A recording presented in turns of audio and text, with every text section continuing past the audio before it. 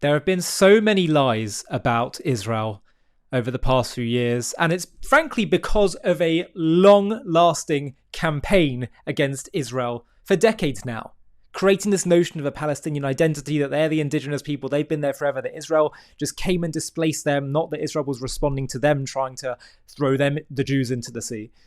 And we've been doing all we can to bust the myths, to tell you the truth. I want to show you an excellent video of Ben Shapiro going through some of the biggest myths on Israel. Have a watch. 4 myths generally propagated by the left around the history of Israel and the Palestinians. These myths matter because they lead people into a peculiar moral relativism whereby attempted murder or successful murder of Jews is excused, and meanwhile, the evil human rights violations of the Palestinians are minimized. Myth number 1. Israel is historically Muslim territory. This is a pure and absolute lie. Israel is historically Jewish territory. According to the Bible and certain interpretations of contemporaneous archaeology, Joshua entered the land of Israel in 1400 BC. The Kingdom of David was founded around 1000 BC. The first Temple of Solomon was built in approximately 957 BC. The Second Temple was built in approximately 515 BC. The Hasmonean dynasty was founded in 166 BC. Jerusalem was destroyed in 70 BC, and the Jews exiled from Israel in 136 CE after the defeat of the Bar Kokhba revolt. The Romans, in an attempt to shame the Jews, renamed the area Palestine as an insult after the Jews' historic enemy, the Philistines. Even during the exile, there was continuous Jewish presence in the land. Islam, which is the religion of the Palestinian Arabs, was not even founded until the 7th century CE or AD. No independent Arab state has ever existed in the area known as Palestine. Myth number 2. Israel is the cause of the failure of land partition in the Middle East. This is, again, a pure lie. In 1917, the British promised the Jews the entire area of Palestine. At the time, Israel and Transjordan, which is today's Jordan. In 1920, the Arabs began pogroms, a mass murder of Jews, in Jerusalem as a sign of anger at the British mandate in Palestine. In 1922, the British government, in response, announced in a white paper that the Transjordan area, 70% of Palestine, would be sliced off and made an Arab state. That would become Jordan. In 1937, the Peel Commission recommended a rump state for the Jews, in which the British would retain control over Jaffa and Jerusalem, the Arabs would get the entire Negev and nearly the entirety of Judea and Samaria, and the Jews would get a tiny swath of territory along the coast, including Tel Aviv and Haifa. In 1939, the British, in response again to Arab pressure, restricted Jewish immigration to Palestine just as the Nazis began World War II and just before the Holocaust. Nonetheless, the Jews sided with the Brits, the Arabs sided with Hitler. In 1948, the British mandate ended and Israel declared its independence. David Ben-Gurion read the Proclamation of Independence to 13 other members of the Israel Provisional National Council. Israel had taken its place among the nations of the world. In 1964, with the Arabs still in full control of the Gaza Strip and West Bank, the Palestine Liberation Organization was founded, calling for the destruction of Israel. Here is a contemporaneous British report on the first chairman of the Palestine Liberation Organization. One of the most extreme anti-Israeli politicians in the Arab world, Ahmed el-Shukeri, the leader of the Palestine Liberation Organization. As the spokesman for 1 million Palestine refugees, he's fanned the flames of hatred for Israel with unflagging energy. In 1967, the Arab League announced the 3 no's: no peace, no recognition, no negotiations. With all of Israel's enemies mobilizing against it, Israel launched a preemptive strike on the Egyptian Air Force, inaugurating the 1967 Six-Day War. This ended with Israel gaining miraculously the Sinai Desert, the Golan Heights, the Gaza Strip, Judea and Samaria, now known as the West Bank, as well as the entirety of Jerusalem. In 1973, the Arabs launched all-out war again, this time on Yom Kippur. Israel survived and gained territory. In 1979, Israel gave the Sinai back to Egypt in return for peace. In 1993, Israel agreed to the Oslo Accords, which promised a step-by-step process to establish a Palestinian state. In 1998, Israel conceded yet more territory to the Palestinian Authority under the prime ministership of Benjamin Netanyahu. In 2000, Israeli Prime Minister Ehud Barak offered Yasser Arafat, the terrorist leader of the Palestinian Authority, 91% control over the West Bank in contiguous territory and an Israeli security presence along 15% of the border with Jordan. Arafat walked away from the table and began the Second Intifada, a massive terror wave that ended with the death of thousands of Jews. In 2005, Israel unilaterally withdrew from the Gaza Strip. Hamas immediately took it over and began using it as a base for terrorist activity. That continues until this day. In 2008, Israeli Prime Minister Ehud Olmert offered even more than Barak in terms of territory, with some land swaps to maintain Jewish-populated areas in exchange for some Israeli territory. Olmert even offered to relinquish Israeli sovereignty at the Temple Mount, the holiest site in Judaism, as well as the entire Old City of Jerusalem to a 5-member, non-sovereign international trusteeship comprising Israel, the PA, Jordan, the US, and Saudi Arabia. PA head Mahmoud Abbas walked away without a counteroffer. Myth number 3. Israel expelled all Palestinian Arabs from British Mandate Palestine. This is, again, a lie. Israel's founding documents asked Arabs to stay. Israel's Declaration of Independence, in the middle of an ongoing war with Arab nations, reads, quote, "We appeal, in the very midst of the onslaught launched against us now for months, to the Arab inhabitants of the State of Israel to preserve peace and participate in the upbuilding of the state on the basis of full and equal citizenship and due representation in all its provisional and permanent institutions." Debate has raged for decades over how many Arabs left the nascent State of Israel thanks to expulsion, and how many left because they were told to leave by their own leaders. An estimated 250,000 to 300,000 refugees left before their homes were even in a war zone. We didn't compel them to leave. They left on their own will, or rather on the will of the Arab leaders who advised them, even before trouble started. The collapse of Arab society during the 1947-48 war, leaving many Arabs without a means of support, has been well documented. Israel will do everything in its power to help the resettlement of these refugees by paying compensation and by other means. Hundreds of thousands of these refugees ended up in the West Bank and Gaza, which remained Arab territory until 1967.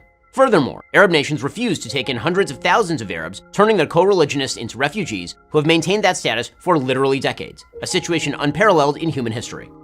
Fully 62% of such refugees live outside the West Bank and Gaza Strip, according to the UNRWA. Meanwhile, Israel, tiny Israel, took in over 800,000 Jews expelled from Arab lands between 1948 and 1951 and never asked for land to be returned to those Jews. Myth number 4. Israel is an apartheid state. Israel is most certainly not an apartheid state. Arab citizens of Israel have the same rights as Jewish citizens. 20% of all citizens of Israel are Arab. The vast majority of Palestinians live under Palestinian rule in the West Bank. All Arabs in the Gaza Strip lived under Hamas rule. Israel's population, again, is 20% Arab. Arab parties have sat in the Israeli government, and Arab sits on Israel's Supreme Court. There are 0 Jews living under Palestinian rule. The only apartheid state is any state of Palestine. All of these myths have consequences. All of these lies have consequences. They lead to a pseudo-sophisticated context that allows for the murder of Jews. It allows people in the West to believe that the grievances that are openly articulated by the Palestinian Authority, Islamic Jihad, and Hamas are actually about territory. Hamas openly calls for the murder of every Jew in the region. The Palestinian Authority gives actual bounties to the families of terrorists. Islamic Jihad has the same exact goals as Hamas. When evil people say they want to wipe Jews off the face of the earth, we ought to listen, not make up silly excuses as to why they don't actually mean what they say. The consequences of buying your own lies, not even their lies, your own lies, is dead Jews. So, if I were you, I'd recommend watching that a few times and getting familiar with the facts. And one of the great ironies of all is that it's not just that people are saying lies and smears about Israel. It's that the accusations put at Israel's door are actually, they are the ones who are enemies of Israel, are actually guilty of the very thing they accuse Israel of. As Vasily Grossman, the Russian writer, said, "Show me what you accuse the Jews of and I'll tell you what you're guilty of." Literally, if you go through it one by one, apartheid, they say. Go to the Palestinian-controlled territories in Judea and Samaria. If a Jew, an Israeli, steps foot in there, they're dead. That's apartheid. The proposed Palestinian state would be Judenrein. Not true in Israel. That's number 1. Ethnic cleansing. It's been the Arab side who have wanted to ethnically cleanse the land from the river to the sea. Genocide. That's what Hamas want. That's what the whole Palestinian movement has been about. Inventing an identity that they don't care about simply to destroy the Jews. They were happy, the first Palestinian leader, the leader of the Arabs, silly even calling it Palestinian, they just consider themselves Arabs, precisely because of this point that I'm about to say. They wanted the land to be part of southern Syria. That's how they saw it. Just part of the Ummah, part of the Dar al-Islam, the House of Islam. For them, the abomination is that Israel, the Jews, return to their ancient homeland because it threatens their whole Islamist narrative that Islam will take over the world. That's why it's so bothersome for them. That's why the Jews have always bothered the haters throughout history, because of what it tells them about who God is. On every single front, we see that the lies are the opposite of the truth, and they are guilty of what they accuse the Jews of. I could keep going. And the other great irony is that they turn around the cause and effect. They say that what Israel's doing leads to Arab resistance, quote unquote, but actually, every single time you look at it, it starts off with Arab, Islamic, Jew hatred, anti-Semitism, and doing certain things. And then as a result, the Jews respond to that. If anyone's resisting, defending themselves, it's the Jews, it's Israel. The greatest proof of it all? How do you explain the pogroms and massacres and rapes and mutilations and killings of Jews by Arabs in the land before Israel was re-established?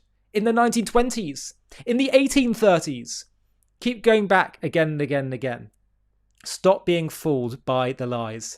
And that's why, if you haven't seen it already, you need to watch our new documentary on JTV Plus called The Invention of the Palestinians, how a nation was invented to destroy another. This is the trailer, and if you want to watch it, you can just click on the link in the video description. The Palestinians. We have been told they are an ancient people fighting for their homeland which has been stolen from them. This narrative has fueled decades of conflict, painting Israel as an occupier of stolen land. But what if this identity is not of an ancient nation, but a modern, cynical invention? A political construct designed not to build a state, but to dismantle the Jewish one. In this JTV Plus documentary, we're going to uncover the truth behind the creation of the Palestinian identity, how it was forged in the fires of pan-Arabism, absent in historical records until strategically rebranded in the 1960s by leaders like Egyptian-born Yasser Arafat to rally global opposition against Israel. We'll trace its roots from the Ottoman era, where Palestine was a region without a distinct people, through the pre-1948 years of Arab rejectionism, before focusing on the pivotal shift of the 1960s, when Arafat declared we should now be known as Palestinians, inventing symbols like the flag to mask genocidal aims. This wasn't about self-determination, it was about exploiting refugees, suppressing true aspirations under Arab rule, and perpetuating a war to destroy Israel. Join us as we debunk the myths of an ancient Palestinian nation, expose the strategic manipulation, and reveal how this construct has hindered peace while fueling hate. Fair but firm, this is the story of an identity weaponized not for building a future, but for erasing one. To watch this JTV Plus documentary and access much more premium content, click on the link in the video description.